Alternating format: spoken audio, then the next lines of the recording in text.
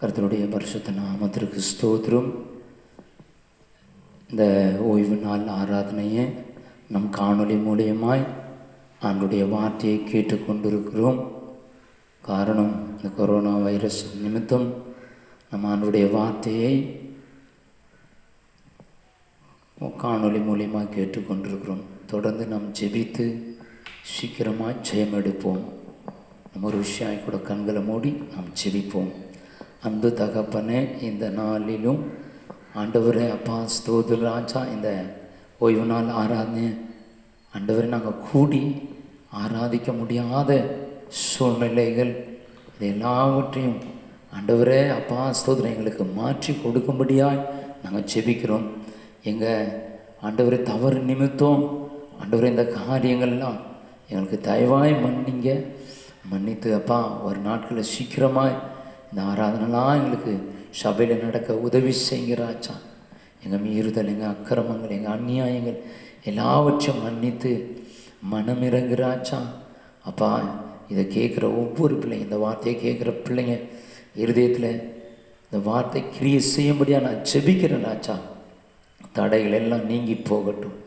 ஆவியானவர் பொறுப்பெடுங்க. இயேசுவின் நாமத்தில் பிதாவே, ஆமென். நம்ம இந்த நாளிலும் ஆண்டவருடைய வார்த்தையை கேட்போம். நாம் தொடர்ந்து பார்த்து கொண்டு வருகிற வார்த்தை மேன்மை. கர்த்தர் நம்மளை மேன்மைப்படுத்துகிற தேவனாக இருக்கிறார். நாம் தொடர்ந்து பார்க்கும்போது மேன்மையை குறித்து பார்க்கும்போது பாடுகளின் வழியாய் கடந்து போகும்போது கர்த்தர் ஒரு மேன்மைப்படுத்துகிற தேவனாக இருக்கிறார். அந்த பாடுகளின் மத்தியில் சத்தியத்தை விடக்கூடாது, சத்தியத்தில் கடந்து போகணும். அவ்வளோதான் கர்த்தர் மேன்மைப்படுத்துகிறார். ரெண்டாவது காரியம் ஜபத்தின் மேன்மை, ஜபத்தினால் வருகிற மேன்மை என்று நாம் பார்த்தோம். எப்படி நாம் தொடர்ந்து பார்த்து கொண்டு வருகிறோம். இந்த நாளில் கூட நம்ம பார்க்க போகிற காரியம் கீழ்ப்படியதினால் வருகிற மேன்மை. இன்றைக்கி ஜனங்க மத்தியில் கீழ்ப்படியதில் இல்லை. நம்ம கீழ்ப்படுகிறதுனால தான் கர்த்தர் சொல்லுகிறார், நான் உன்னை மேன்மைப்படுத்துவேன். நம்ம கீழ்ப்படியும் போது கண்டிப்பாக கர்த்தர் நம்மளை மேன்மைப்படுத்துகிற தேவனாக இருக்கிறார். நம் வேதத்தில் அது சில உதாரணங்களை நான் உங்களுக்கு காட்டி நான் கடந்து போவோம். கர்த்தர் தாமே ஆசீர்வதிப்பாராக. இந்த நாளிலும் நம்ம வாசிக்கும்படியாக எடுத்துக்கொள்வோம். ஆதியாகமம் 22ஆம் அதிகாரம் 18ஆம் வசனத்தை நம்ம வாசிக்கப்படும் போது அங்கே ஆபிரகாமை குறித்து ஆண்டவர் அங்கே தெளிவாக சொல்லப்படுகிறது. நம்ம வாசி கேட்போம். நீ என் சொல்லுக்கு கீழ்ப்படிந்தபடியால். இங்கே வேதத்தில் நம்ம வாசிக்கிறோம், ஆபிரகாம் வயது சென்று ஒரு குழந்தை பிறந்தது, ஈசாக்கு பிறந்தார். ஈசாக்கு பிறந்த உடனே அந்த ஈசாக்கை கொண்டு போய் பலியிட சொல்கிறாரு. ஒரே பேரான குமாரன், 100 வயசில் பிறந்த குழந்தை, எவ்வளோ ஆசையோடு பாசத்தோடு இருந்திருப்பார். ஆனால் பாருங்கள், ஆண்டவர் சொல்லும் போது நீ போய் இவனை பலியிடு அப்படின்னும் போது உடனே ஆண்டவருடைய வார்த்தைக்கு அவர் கீழ்ப்படிந்தார். எந்த சூழ்நிலையில் கீழ்ப்படிந்தார் என்றால் பார்த்தீங்கன்னா, அதுக்கப்புறமா அவனுக்கு குழந்தை இருக்குமோ இருக்காதோ தெரியாது. அவனுக்கு இருந்தது ஒரு குழந்தை, அந்த 100 வயசில் அந்த குழந்தைய பார்த்தே அவன் எவ்வளோ சந்தோஷப்பட்டிருப்பான். அந்த 100 வயதில் குழந்தை பிறந்ததை குறித்து சந்தோஷப்பட்டிருப்பான். அதனால் அவனுடைய வாழ்க்கையில் பிள்ளையற்றவன் என்ற நிந்தையும் மாறியது. ஆனால் அந்த பிள்ளையை ஆண்டவர் சொல்கிறார், ஏப்பா அந்த பிள்ளையை போய்ட்டு நீ பலி கொடுப்பான்றார். பலி கொடுப்பான்னு சொல்லும் போது அவன் மனம் எப்படி உடஞ்சிருக்கும், அவன் மனம் எவ்வளோ வேதனைப்பட்டிருக்கும். ஆனால் அதை குறித்து அவர் பார்க்கலை. ஆண்டவருடைய வார்த்தைக்கு கீழ்ப்படிந்தார். ஆண்டவருடைய வார்த்தைக்கு அவர் கீழ்ப்படிந்தார். ஆண்டவருடைய வார்த்தைக்கு கீழ்ப்படிந்து அந்த குழந்தையை பலியிடும்படியாக, ஈசாக்கை பலியிடும்படியாக கொண்டு போகிறார். கொண்டு போய் அவன் என்ன பண்ணுறாரு, பலியிடுறார். கத்தியை கரெக்டாக ஓங்கிட்ட உடனே ஆண்டவர் சொல்கிறாரு, எப்பா இப்போ தான் சொல்கிறார். என்ன சொல்கிறாரு வாசிப்போம். நீ என் சொல்லுக்கு கீழ்ப்படிந்தபடியினால் உன் சந்ததிக்குள் பூமியில் உள்ள சகல ஜாதிகளும் ஆசீர்வதிக்கப்படும் என்று என் பேரில் ஆணையிட்டேன் என்றார். பாருங்கள், இதுக்கு மேலே ஒரு ஆசீர்வாதம், இதுக்கு மேலே ஒரு மேன்மை ஸ்தோத்திரம் வாழ்க்கையில் எப்படி கிடைக்கும்? இதை காட்டிலும் ஒரு மேன்மை எதுவுமே கிடையாது. பாருங்கள், ஆபிரகாமுக்கு ஆண்டவர் சொல்கிறார், என் பேரில் ஒன்று ஆணையிட்டப்பா, நீ என் சொல்லுக்கு கீழ்ப்படிஞ்சிட்ட, நீ என் சொல்லுக்கு கீழ்ப்படிஞ்சதுனால என் பேரில் நான் உன்னை ஆசீர்வதிக்கிறேன். சோத்ரம், இன்றைக்கி நம்மலாம் அவருடைய சந்ததியாக இருக்கிறோம்.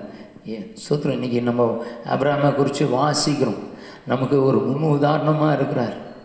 ஆபிரகாமுடைய ஆசீர்வாதம் வேதத்தில் நம்ம வாசிக்கிறோம். பூமி தாங்கக்கூட முடியாது இருந்தது என்று ஆபிரகாமை கர்த்தர் அவ்வளோ ஆசீர்வதித்தார். இன்றைக்கு நம்மளையும் கர்த்தர் ஆசீர்வதிக்க வல்லவராக இருக்கிறார். ஒன்று நம்ம கீழ்ப்படியணும். ஆண்டவர் எதிர்பார்க்கறது நம்ம கையில் கீழ்ப்படிதலை எதிர்பார்க்கிறார். ஆபிரகாம் என் சொல்லுக்கு கீழ்ப்படிந்தபடியினால் நான் என்ன பண்ணுவேன்னா ஆசீர்வதிப்பேன், உயர்த்துவேன், மேன்மைப்படுத்துவேன். ஸ்தோத்திரம். கீழ்ப்படுகிற பிள்ளைங்களை ஆண்டவர் மேன்மைப்படுத்துவார். ஸ்தோத்திரம். குடும்பத்திலேயே பிள்ளைங்க யார் கீழ்ப்படுகிறாங்களோ அவங்கள தான் தனியாக கவனிப்பாங்க. கீழ்ப்படிதலை தான் நம்மளும் விரும்புகிறோம். நம்ம பிள்ளைங்க நம்ம கீழ்ப்படியுமா அப்படின்னு நம்மளும் விரும்புகிறோம். அப்போது நம்ம தகப்பன் நம்ம கீழ்ப்படுகிறோமா ஆண்டவர் எதிர்பார்க்கிறார். அவருடைய வார்த்தைக்கு கீழ்ப்படுகிறோமா? அவருடைய வார்த்தைக்கு கீழ்ப்படியாத போது தான் நமக்கு பல பிரச்சனைகள். இங்கே பாருங்கள், இது ஒரு கடினமான காரியம்தான். இந்த கீழ்ப்படிதல் கொஞ்சம் கடினமான காரியம். ஆபிரகாமுக்கு சொல்லும் போது அவர் மனம் இவ்வளோ உடைஞ்சிருக்கும், கீழ்ப்படியது கொஞ்சம் கஷ்டமாக தான் இருந்திருக்கும். ஆனால் அந்த கீழ்ப்படிஞ்சிட்டோம்னா கண்டிப்பாக ஆசீர்வாதம். நீ கீழ்ப்படிவதனால உனக்கு ஒரு நாளும் நன்மை குறைபடாது, ஒரு நாளும் உனக்கு சேதம் வராது. கீழ்ப்படிவதனால உனக்கு பிரச்சனை வராது, கீழ்ப்படிவதனால உனக்கு போராட்டங்கள் வராது, கீழ்ப்படிவதனால உனக்கு கண்ணீர் வராது, கீழ்ப்படிவதனால உனக்கு ஒரு வேதனை கிடையாது. ஆனால் நம்ம கீழ்ப்படிகிறது தான் நம்ம உள்ளம் ஏற்க மாட்டுது. கீழ்ப்படிவது தான் நமக்கு உள்ளத்துக்கு ஏற்கணும். நம்ம சாத்தான் சொல்லுக்கு கீழ்ப்படிடும், சாத்தானுடைய வார்த்தை கீழ்ப்படிடும். ஆனால் ஆண்டவருடைய வார்த்தைக்கு கீழ்ப்படுகிறது நமக்கு கடினமாக இருக்குது, கசப்பாக இருக்குது.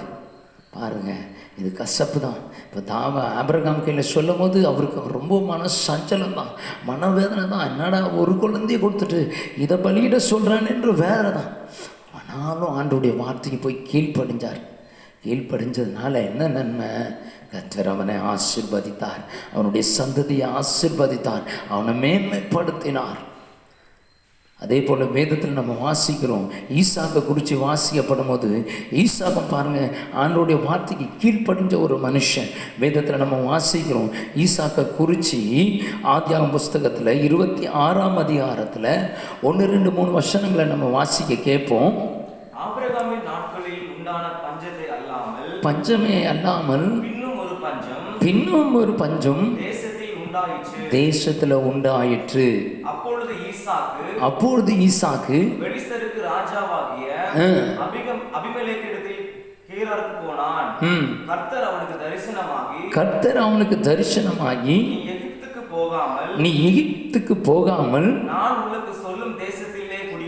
நான் சொல்லும் தேசத்திலே குடியிரு. பாருங்க, அப்ப ஆண்டவர் சொன்ன இடத்துல அவன் கீழ்ப்படிஞ்சு இருந்தான். ஆபிரகாம் எப்படி கீழ்ப்படிஞ்சாரோ அதுபோல் ஈசாக்கும் பாருங்க, ஆண்டவர் சொன்னப்பா நீ எகிப்து போகாத, பஞ்சம் பயங்கர கொடிய பஞ்சம் தான். ஏன்னா ஆபிரகாம் எகிப்துக்கு போயிட்டார். ஆனால் இவர் கையில் சொல்லிட்டார், முன்னாடியே சொல்லிட்டார், அப்பா நீ எங்கே போகாதன்னா எகிப்துக்கு போகாத. பாருங்கள், பஞ்சமான காலம், தன்னுடைய குடும்பத்தை நான் எப்படி நடத்துவேன் அப்படின்லாம் பார்க்கல. கஷ்டமான காலம்தான், பயங்கர கஷ்டமான காலம்தான். ஆனால் ஆண்டவர் சொல்கிறாரு, பா நீ போவாத, இந்த இடத்துல இரு, பஞ்சம் தான் ஆனால் இந்த இடத்துல இரு, என் சொல்லுக்கு கீழ்ப்படி, நான் உன்னை ஆசீர்வதிப்பேன். நீ நம்ம வாழ்க்கையில் கூட பஞ்சம், நெருக்கம், போராட்டங்கள் பல இருந்தாலும் சரி, அந்த நெருக்கத்தில் அந்த போராட்டத்தில் ஆண்டவருடைய வார்த்தைக்கு நாம் கீழ்ப்படியும் போது கண்டிப்பாக ஒரு கணம் இருக்குது, மேன்மை இருக்குது. சோதரம், ஐயோ எப்படி இந்த இடத்துல நான் இருக்கிறது, இந்த இடத்துல எப்படி நான் வேலை செய்கிறது, இந்த இடத்துல எப்படி இருக்கிறது. ஆண்டவர் ஒரு இடத்துல நம்மளை நியமித்தான்னா அந்த இடத்துல நம்ம இருக்கணும். பல போராட்டங்கள் வரலாம், பல பிரச்சனைகள் வரலாம், அந்த இடத்துல இருக்கணும். ஆண்டவர் சொல்லுக்கு கீழ்ப்படிஞ்சு நம்ம இருக்கும் போது கண்டிப்பாக கர்த்தர் உன் பஞ்சத்தை, உன் கஷ்டத்தை கண்டிப்பாக மாற்றுவார். பாருங்க, ஈசாக்கு அந்த இடத்துல இருந்தார், பஞ்சம் தான். ஆனால் வேதம் சொல்லுகிறது, அதே வேதத்தில் நம்ம வாசிக்கப்படும் போது ஆதியாகமம் புஸ்தகத்தில் 26ஆம் அதிகாரத்தில் நம்ம வாசிக்கிறோம், அங்கே ஈசாக்கு விதைத்தார், 100 மடங்காய் அது ஆசீர்வதித்தாராம் கர்த்தர். பார்த்தீங்கன்னா 12ஆம் வசனத்தை நம்ம வாசிக்க கேட்போம்.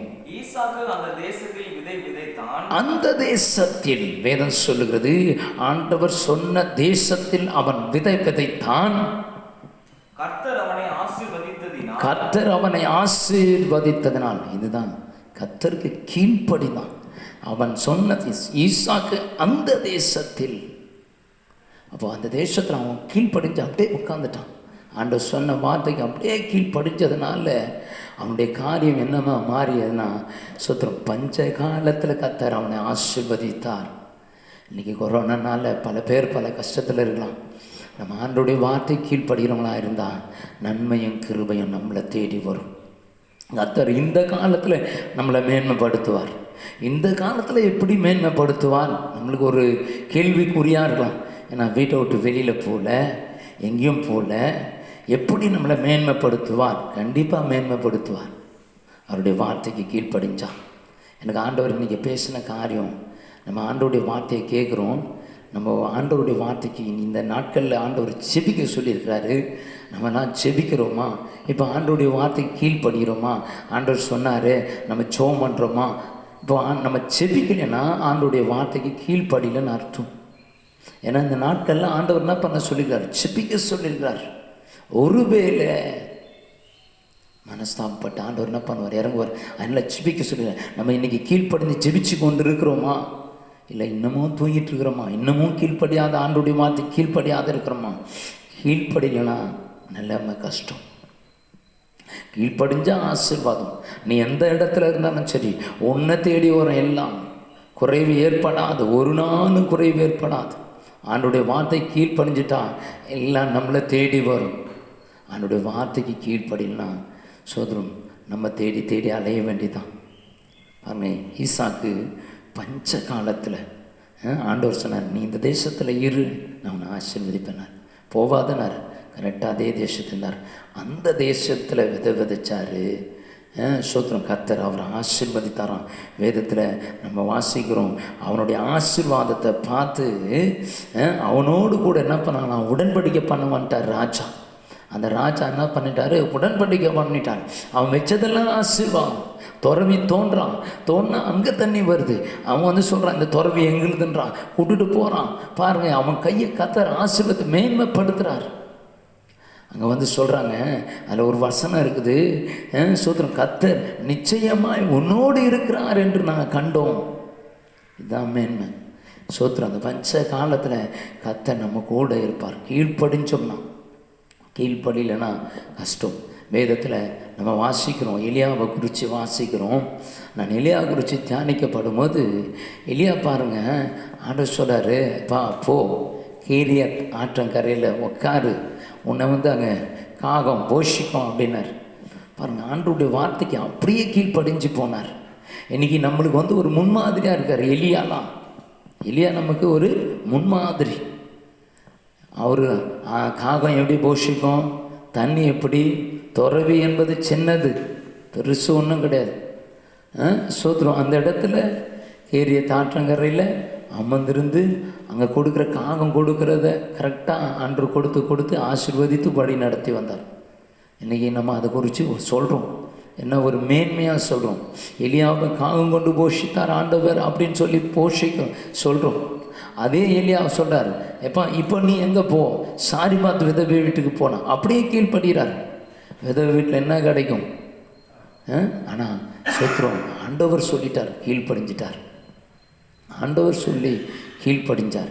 இன்றைக்கி நம்மளுடைய வாழ்க்கையில் நம்ம கீழ்ப்படுகிறோமா?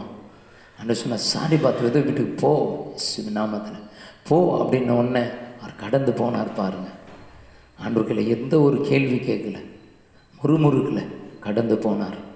ஆண்டவர் இவரை கொண்டு அங்கே ஆசீர்வதித்தார். கர்த்தர் மேன்மைப்படுத்தினார். சோதரம் வர்றார். 3 வருஷம் மழை பெய்யாதுன்றார். மழை பெய்யல. திருப்பி சோமன்றார், மழை வருது. சோத்திரம் அக்கினியை கொண்டு வர்றார் கர்த்தர். பாருங்கள், எல்லா ஜனங்களுக்கு முன்பாக எலியாவை கர்த்தர் மேன்மைப்படுத்தினார். ஏன் அப்படின்னும் போது கீழ்ப்படிதல். நீங்கள் நம்ம வாழ்க்கையில் கீழ்ப்படிஞ்சோம்னா கண்டிப்பாக நம்ம ஒரு பெரிய நல்ல ஒரு மேன்மைக்கு கடந்து போகலாம். இந்த உலகம் கொடுக்குற மேன்மை கிடையாது, கர்த்தர் கொடுக்குற மேன்மை இந்த உலகம் கொடுக்குற பிரகாரமாக இருக்காது. உலகம் கொடுக்குற ஆசீர்வாதங்கள், உலகம் கொடுக்குற மேன்மைகள் சில நாட்களில் இழந்து போயிடும், சில நாட்களில் நம்ம விட்டு கடந்து போயிடும். ஆனால் கர்த்தர் கொடுக்குற மேன்மை ஒரு நாளும் நம்மளை விட்டு கடந்து போகாது. நம்மளா கீழ்ப்படியிலனா தான் நம்மளுடைய மேன்மை கடந்து போகும். வேதத்தில் நம்ம வாசிக்கிறோம், அதே வேதத்தில் நம்ம வாசிக்கப்படும்போது யோவான் எழுதின புஸ்தகத்தில் வாசிக்கிறோம். அங்கே கானா ஒரு கல்யாணத்தை வாசிக்கிறோம். அந்த கானா ஒரு கல்யாணத்தில் ஆண்டவர் வராரு. வந்து திராட்சை ரசம் குறைவுபட்டது. திராட்சை ரசம் குறைவுபட்டவுடனே ஆண்டவர் சொல்கிறாரு, மேரி அதை மரியாள் வந்து சொல்கிறாங்க, திராட்சை ரசம் குறைவுபட்டாச்சு அப்படின்னு சொல்கிறாங்க. உடனே ஆண்டவர் என்ன சொல்கிறாரு, ஸ்திரியே எனக்கு அனுப்புன்னா என் வேலை ஒன்றும் வரல அப்படின்னு சொன்னார். வேலை வரலன்னு சொல்லிவிட்டு உடனே அந்த அம்மா சொல்கிறாங்க, வேலைக்காரங்க, அவர் என்ன சொல்லுகிறாரோ அதன்படி செய்யுங்க. அப்போ ஆண்டவர் சொல்கிறாரு, ஜாடையில் தண்ணியை ரொப்புங்க. அவங்க யாருன்னா ஒரு ரட்சிக்கப்பட்டவங்க கிடையாது, அவங்க வேலைக்காரங்க. ஆனால் அந்த ஆண்டவருடைய வார்த்தைக்கு அவங்க அப்படியே கீழ்ப்படிஞ்சதுனால என்னாச்சுன்னா தண்ணியை திராட்சை ரசமாக மாற்றினார். இன்றைக்கி உன் வாழ்க்கையில் கூட சரி, ஆண்டவர் ஸ்தோத்திரம் பெரிய ஒரு வித்தியாசத்தை கொண்டு வரார், பெரிய ஒரு மாற்றங்களை கொண்டு வருவார். எப்போ என்றால் ஆண்டவருடைய வார்த்தைக்கு கீழ்ப்படியும் போது.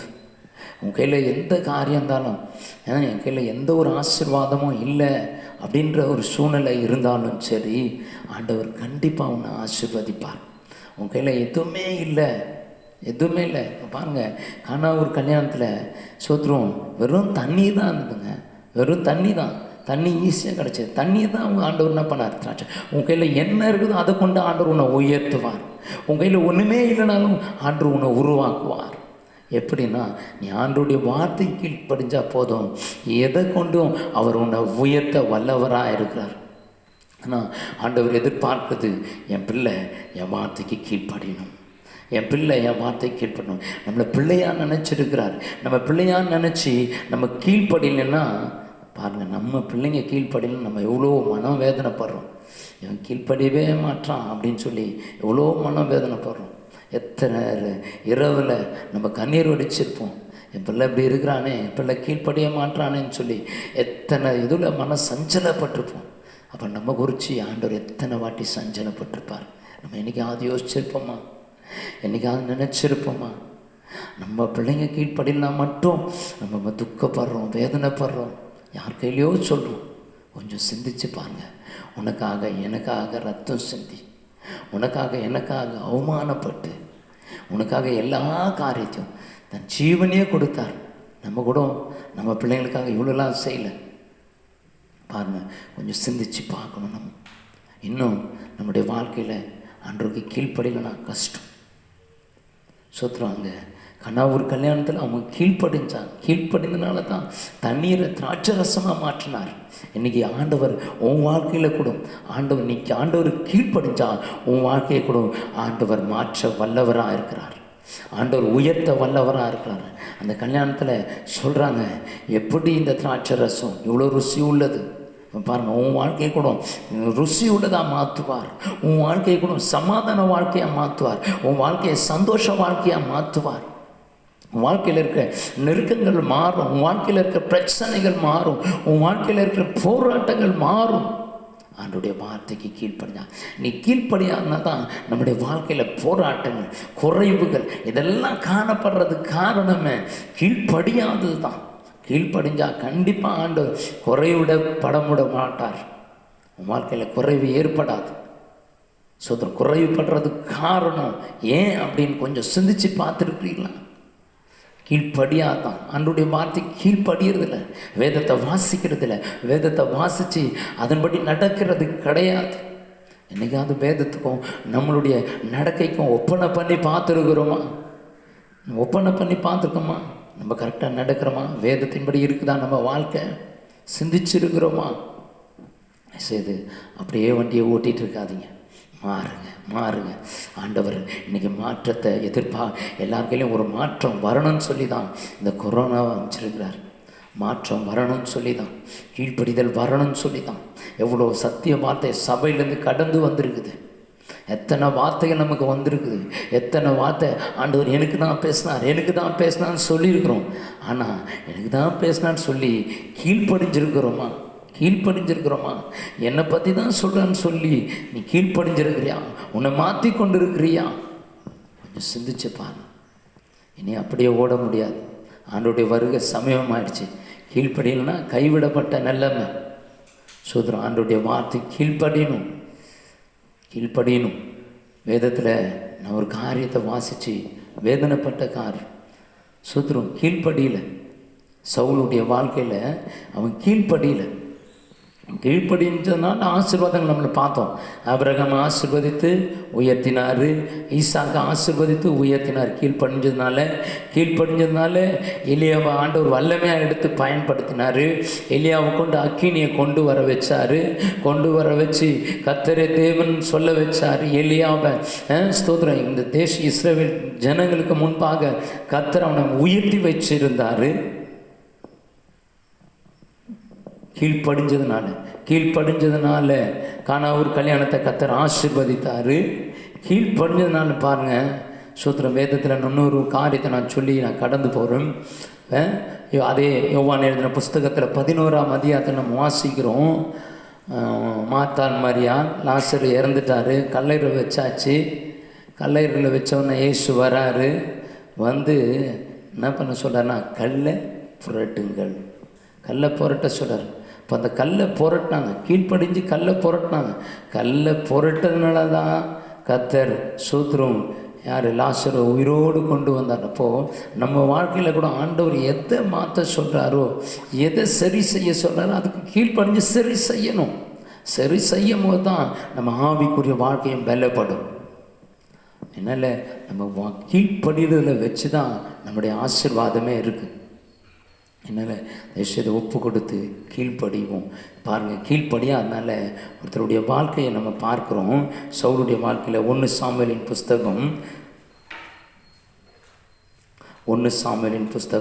15ஆம் அதிகாரத்தை நம்ம வாசிக்கப்படும் போது அங்கே சாமுவேல் கையில் சொல்கிறாரு. சோத்ரம் வாசிப்போம். 1 சாமுவேல் 15ஆம் அதிகாரம் 2ஆம் வசனத்தை எடுத்து வாசி கேட்போம். சேனைகளின் கர்த்தர் சொல்லுகிறது என்னவென்றால், இஸ்ரவேலர் எகிப்திலிருந்து வந்தபோது அமலேக்கு அவர்களுக்கு வழிமறுத்த செய்கையை மனதிலே வைத்திருக்கிறேன். இப்போதும் நீ போய் அமலேக்கை மடங்கடித்து அவனுக்கு உண்டான எல்லாவற்றையும் சங்கரித்து அவன் மேல் இரக்கம் வைக்காமல் புருஷரையும் ஸ்திரீகளையும் பிள்ளைகளையும் குழந்தைகளையும் மாடுகளையும் ஆடுகளையும் ஒட்டகங்களையும் கழுதைகளையும் சொன்னான். பார்த்தீங்கன்னா சாமுவேல் வந்து சவுல் கையில் சொல்கிறார், அப்பா இந்த மாதிரியான ஒரு சங்கதி இருக்குது. ஆண்டவர் அமலேக்கரை என்ன பண்ண உன்னை கொண்டு நியாயம் தீர்க்க போகிறார். நீ போய் ஆடு மாடு குழந்தை ஒன்றும் வைக்காத எல்லாத்தையும் சங்கரித்து போடுறார். ஆனால் பாருங்கள், சவுல் அவனுடைய வார்த்தைக்கு கீழ்ப்படியாமல் போனான். பார்த்தீங்கன்னா அங்கே ஆடு மாடு புஷ்டியாக இருக்கிறத பார்த்த உடனே அவனுடைய ஆண்டவருடைய வார்த்தைக்கு கீழ்ப்படிவதை விட்டு அந்த கொழுத்த அந்த ஆடு மாடு இதன் மேல் அவன் சிந்த போனது. அப்போ ஆண்டவருடைய வார்த்தை என்ன பண்ணிட்டான்னா அலட்சியம் பண்ணிட்டான். ஆண்டவருடைய வார்த்தைக்கு கீழ்ப்படியாமல் போயிட்டான். வேதத்தில் நம்ம வாசிக்கிறோம். அதே வேதத்தை வாசிக்கும் போது 9ஆம் வசனத்தை வாசி கேட்போம். சவுல் ஜனங்களும் ஆகாயும் ஆடுமாடுகளின் முதல் தரமானவைகளையும் இரண்டாம் தரமானவைகளையும் ஆட்டுக்குட்டிகளையும் நலமான எல்லாவற்றையும் அழித்து போட மனதில்லாமல் இந்த வேதத்தில் சொல்லப்படுறது, அழித்து போட மனதில்லாமல் தப்ப வைத்து அற்பமானவைகளையும் உதவாதவைகளுமான சகல வஸ்துகளையும் முற்றிலும் அழித்து போட்டான். இன்றைக்கி நம்ம வாழ்க்கையில் கூட அப்படி தான் கீழ்ப்படிதல் இருக்குது. அப்படி தான் நம்மளுடைய வாழ்க்கையில் நம்ம மனசு ஆசைப்படுறதில் நம்ம என்ன பண்ண முடியலன்னா ஆண்டோடைய வார்த்தை கீழ்ப்படுறது கிடையாது. நமக்கே வெறுப்பாக இருக்கிற காரியத்தில் தான் கீழ்ப்படியும். இப்போ ஒரு பிரியாணியை காட்டிட்டோம்னா பாஸ்டிங்கை தள்ளி வச்சலாம். இதே கஞ்சின்னா பாஸ்டிங் போட்டுறேன். கீழ்ப்படிது இப்படி தான். ஒரு நம்ம எதுக்கு நம்மளை அர்ப்பணிக்க முடியுமோ அதுக்கு அர்ப்பணிச்சிடும். கொஞ்சம் கடினமானதை நம்மளால் என்ன பண்ண முடியல, கீழ்ப்படியாமல் போயிடும். எல்லா காரியத்திலையும் ஆண்டவருக்கு கீழ்ப்படிணும். இவன் பாருங்கள், கீழ்ப்படியாமல் உலகத்து மேலே உலக காரியத்து மேலே ஆசை வச்சுட்டான். ஆசை வச்சு ஆண்டோடைய வார்த்தைக்கு அவன் கீழ்ப்படியாமல் போனதுனால சூத்திர 19ஆம் வசனத்தை வாசிக்கப்போம். இப்படி இருக்க கர்த்தருடைய சொல்லை கேளாமல் கொள்ளையின் மேல் பறந்து என்ன என்றான். பாருங்க, அப்போ ஆண்டு கர்த்தருடைய வார்த்தை என்ன பண்ணாம கேட்கல, கர்த்தருடைய வார்த்தை கீழ்ப்படியில. சொல்றான். அந்த 22ஆம் வசனத்தை வாசி கேட்போம். அவன் சொல்லிட்டான். என்ன சொல்லிட்டான்னா, இல்லை ஆடு மாடெலாம் நான் எடுத்துகிட்டு வரல, ஜனங்க தான் எடுத்துகிட்டு வந்தாங்க. அதுவும் யாருக்கு எடுத்துன்னு வந்தாங்க? கர்த்தருக்கு பலியிடுறதுக்காக கொண்டு வந்தாங்க அப்படின்னு ஜனங்க மேலே பழிய போட்டான், ஆண்டவர் மேலே பழிய போட்டான். ஆண்டவருக்கு இப்படி நம்ம சாக்கு போக்கு சொல்லி அட்ஜஸ்ட் பண்ணுறதுலாம் ஆண்டவருக்கு பிடிக்கவே பிடிக்காது. ஆண்டவருக்கு பிரியமே கிடையாது.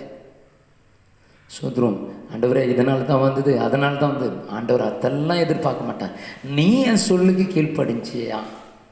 ஆண்டவர் என் குடும்பத்தில் தான் கஷ்டம், அதனால தான் இதை பண்ணேன், அதனால தான் அதை பண்ணேன் அப்படின்னா ஆண்டவர் ஒத்துக்கொள்ளவே மாட்டார். என் பிள்ளைங்களுக்காக அதை பண்ண ஆண்டவர். ஆண்டவருடைய வார்த்தைக்கு கீழ்ப்படியும். பிள்ளைங்களாக இருந்தாலும் சரி, கணவனாக இருந்தாலும் சரி, யாராக இருந்தாலும் சரி, முன்னாடி ஆண்டவருடைய வார்த்தைக்கு கீழ்ப்படியும். ஆண்டவர் எதிர்பார்க்குது அவருடைய வார்த்தைக்கு கீழ்ப்படுகிற பிள்ளைங்க தான். ஸ்தோத்திரம். அப்போ பாருங்கள், அவன் ஆண்டோடைய வார்த்தை கீழ்ப்படியாமல் ஆண்டவரை பலியிடுறதுக்காக எடுத்துகிட்டு வந்தான். ஆண்டவருக்கு பலியிடுறதுக்கு தான் எடுத்துகிட்டு வந்தோன்னு சொல்கிறான். அப்போது சாமுவேல் சொல்கிறாரு, அதற்கு சாமுவேல்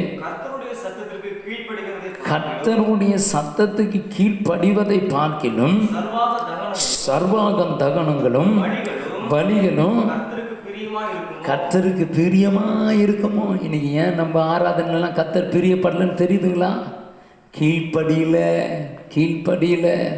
கீழ்ப்படியாததுனால தான் நம்ம ஆராதனை ஆண்டவர் என்ன பண்ணலை, பிரியப்படாமல் ஆராதனையை ஸ்டாப் பண்ணிட்டார். சோதரம் ஆராதனையை ஸ்டாப் பண்ணுறார். ஏன் ஸ்டாப் பண்ணிட்டாருன்னு தெரியுதா?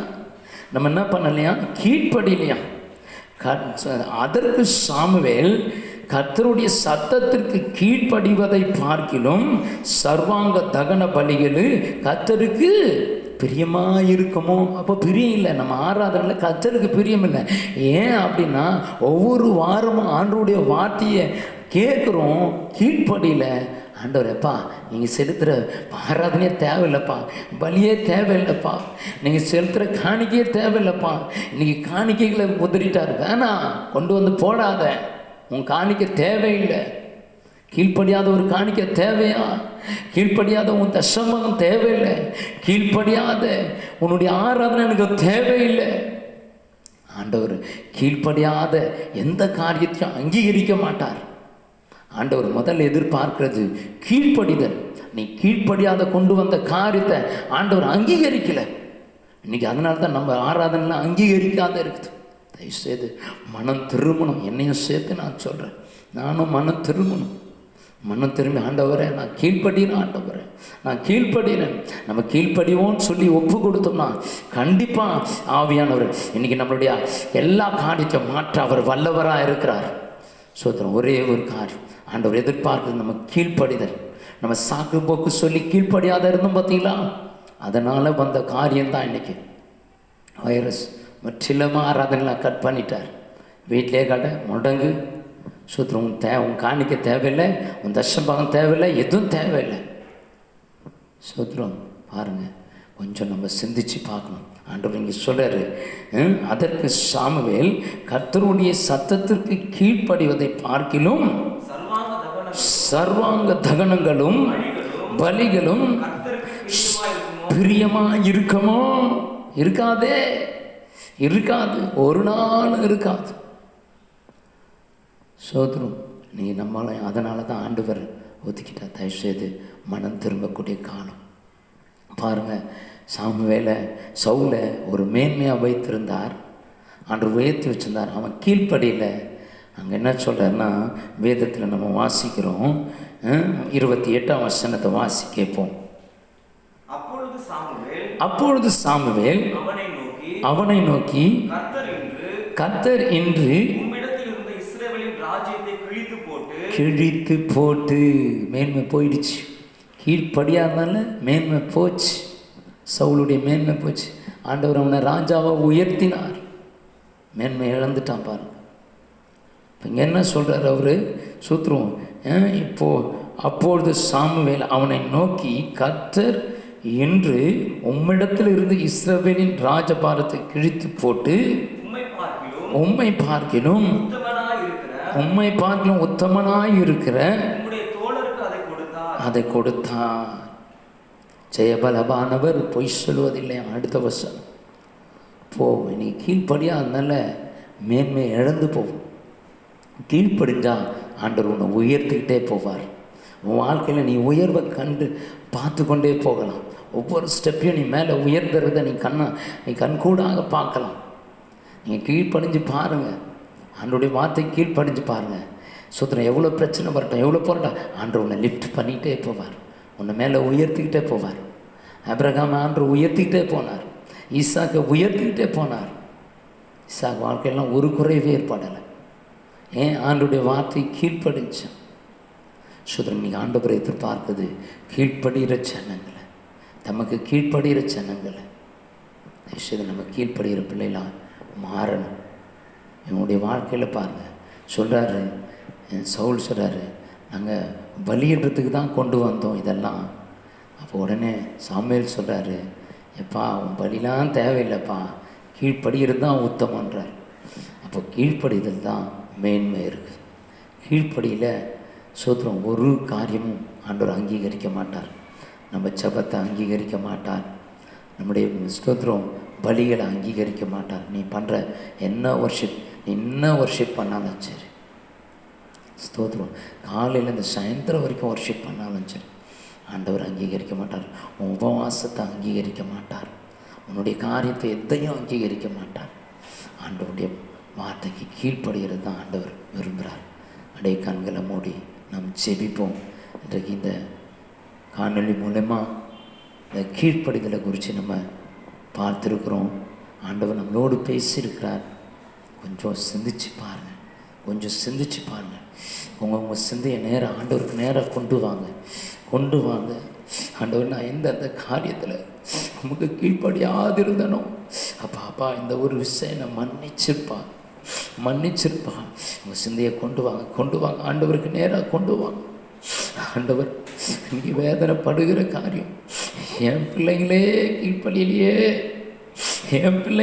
கீழ்ப்படிங்களே, புறஜாதியை பற்றி ஆண்டவருக்கு இல்லை, என் சொந்த ஜனங்களை, என் பிள்ளைங்க, என்னால் தெரிந்து கொள்ளப்பட்ட பிள்ளைங்க, இந்த பிள்ளைகளுக்காக என் ரத்தத்தை சிந்திருக்கிறேன், என்னுடைய முழு சரீரத்தை கொடுத்துருக்கிறேன் இந்த பிள்ளைகளுக்காக. ஆனால் இந்த பிள்ளைங்க என் சொல்லுக்கு கீழ்ப்படியிலே, இன்றைக்கி இந்த பிள்ளைகளுக்காக தான் நானும் பரிந்து பேசி கொண்டு இருக்கிறேன். கீழ்ப்படியிலேயே ஆண்டவர் இன்றைக்கி எதிர்பார்த்து கொண்டிருக்கிறார். இன்றைக்கி ஆண்டவர் எதிர்பார்த்து கொண்டிருக்கிறார். ஆண்டவரை எங்களை கீழ்ப்படியும்படியாக அர்ப்பணிக்கிறேன் ஆண்டவரை. அப்பா நாங்கள் கீழ்ப்படியாது இருந்ததெல்லாம் எங்களுக்கு ஒரு விஷயம் மன்னிங்க ராஜா, மன்னித்து அப்பா இனி வரும் நாட்களில் உமக்கு கீழ்ப்படுகிற பிள்ளைகளா எங்களை ஆண்டவரே ஒப்பு கொடுக்குறோம் ராஜா. அப்படியே ஒப்பு கொடுத்து நாம் செபிப்போம். ஆண்டவரை இனி வரும் நாட்களில் ஏசப்பா நாங்கள் உமக்கு கீழ்ப்படிந்து நடக்கிறோம் ராஜா.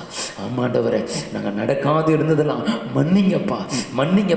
எத்தனை முறை அப்பா எங்கள் ஊழியக்காரங்க ஆண்டவரே நேரத்துக்கு ஆலயத்துக்கு வான்னு சொல்லியும் நாங்கள் கீழ்ப்படியாத 9:30 10:00 வந்தோம், அசட்டத்தனம் பண்ணோம். ஆண்டவரை செபிக்க சொன்னாங்க, அதிகாலையிலேருந்து செபிங்கன்னு சொன்னாங்க. ஆண்டவரை கீழ்ப்படியாத நாங்கள் தூங்கிட்டு இருந்தோம். எல்லாத்தையும் மன்னிப்பா. இன்னைக்கு எதையும் நாங்கள் கொடுக்கறது எதையும் அங்கீகரிக்கலையப்பா. நீங்கள் அங்கீகரிக்கலையப்பா.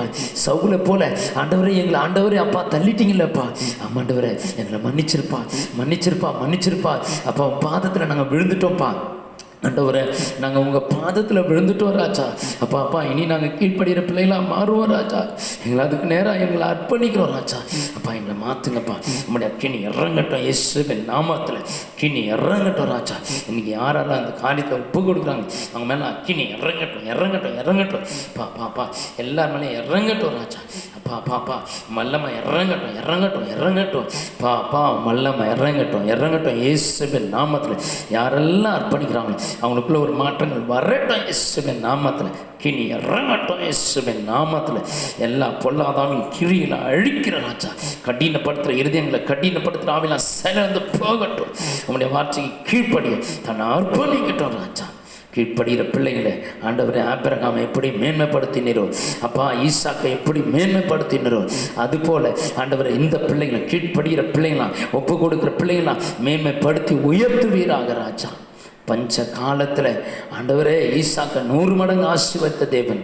இன்றைக்கு ஆண்டவரே பிள்ளைகளுடைய காரியங்களை அறிந்திருக்கிறீங்க. எந்த சூழ்நிலை ஆண்டவர் இந்த நாட்களில் பிள்ளைங்களை ஆசீர்வதித்து உயர்த்துங்க ராஜா. ஒருத்தருக்கும் ஒரு நன்மை குறைபடக்கூடாது ராஜா, ஒரு நன்மை குறைபடாத. அக்கினி இறங்கட்டும் இயேசுவின் நாமத்தில். ஒவ்வொரு பிள்ளைகளையும் ஆசீர்வதிங்க ராஜா. அவங்க வாழ்க்கையை நன்மையினால் முடிச்சு விடுங்க ராஜா. அவங்க தேவையெல்லாம் சந்திக்கப்படட்டும் ராஜா. எல்லா நெருக்கடியான சூழ்நிலாம் மாறட்டும் ராஜா. பிள்ளைகள் எல்லாரையும் ஒப்பு கொடுக்குறேன், நீங்கள் பொறுப்படுங்க. சரீரத்துக்கு வேண்டிய பலன் ஆரோக்கியத்தை கொடுத்து வழி நடத்துங்க ராஜா. ஒரு தீங்கும் அணுகாதபடி வேலையடிங்க ராஜா. இரத்த கோட்டைக்குள்ளே மூடிக்கொள்ளும், மறைத்துக்கொள்ளும் ராஜா. உங்கள் கரத்தில் ஒப்பு கொடுக்குறேன், நீங்கள் பொறுப்படுங்க. இயேசுவின் நாமத்தை ஜெபிக்கணும் நல்ல பிதாவே. ஆமென், ஆமென். God bless you.